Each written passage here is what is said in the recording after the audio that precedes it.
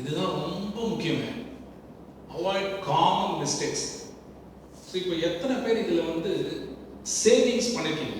It can be anything, சிட்டுலேருந்து எதுவாக இருந்தாலும் சரி. சேவிங்ஸ் எத்தனை பேர் பண்ணிருக்கீங்க? எப்படி பண்றீங்க? ஜெனரலாக யாராவது ஒருத்தர் சொல்லுங்க. எப்படி சேவ் பண்ணுவீங்க? எப்படி இந்த சேவிங் முதல்ல ஆரம்பிச்சீங்க? மேடம் நீங்க சொல்லுங்க. இல்ல இல்ல, ஏன் சேவ் பண்ணீங்க? யாராவது வந்து சொன்னாங்களா?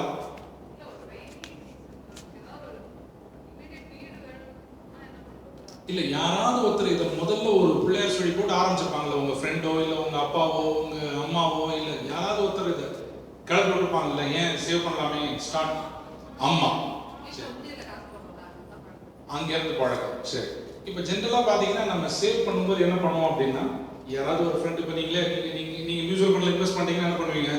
நான் மியூச்சுவல் ஃபண்ட்ல இன்வெஸ்ட் பண்ணிருக்கேன் நீங்க உங்ககிட்ட சொல்லுவீங்க. உடனே இவங்க என்ன பண்ணுவாங்க? நான் மியூச்சுவல் ஃபண்ட்ல இன்வெஸ்ட் பண்ண போறேன். இப்படிதான் டெசிஷன்ஸ் இருக்கும் இல்லையா? ஸோ நம்ம எது இதெல்லாம் ஜென்ரலா சேவ் பண்றோம்?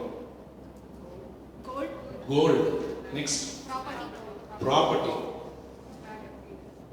பேங்க் எஃப்டி, பிஎஃப் வேற வழி இல்ல முடிச்சிடறாங்க. PPF, okay. போஸ்ட் ஆஃபீஸ், வேற ஏதாவது? ஸ்டாக் மார்க்கெட் வரல, மியூச்சுவல் ஃபண்ட் வரல இல்ல இங்க. அதுதான் பயங்கரமான டிசப்பாயின்மெண்ட் எனக்கு. சரி பரவாயில்ல. இப்போ ஜென்ரலா என்ன பண்றோம் அப்படின்னா, இப்போ நீங்க கோல்ட்ல இன்வெஸ்ட் பண்ணீங்கன்னா கோல்டுலயே இன்வெஸ்ட் பண்ணிருப்பீங்க இல்லையா? ரியல் எஸ்டேட்ல போட்டீங்கன்னா என்ன பண்ணுவீங்க? ரியல் எஸ்டேட்லயே இன்வெஸ்ட் பண்ணிட்டு இருப்பீங்க. இது எப்படி இருக்குன்னு சொல்றேன் பாருங்க, சும்மா ஒரு இமேஜினேஷன். இப்போ என்னோட முகத்தை எடுத்துப்போம். ஒரே ஒரு கண்ணு மட்டும் இருக்குன்னு வச்சுக்கோங்க. எப்படி இருக்கும் மூஞ்சி?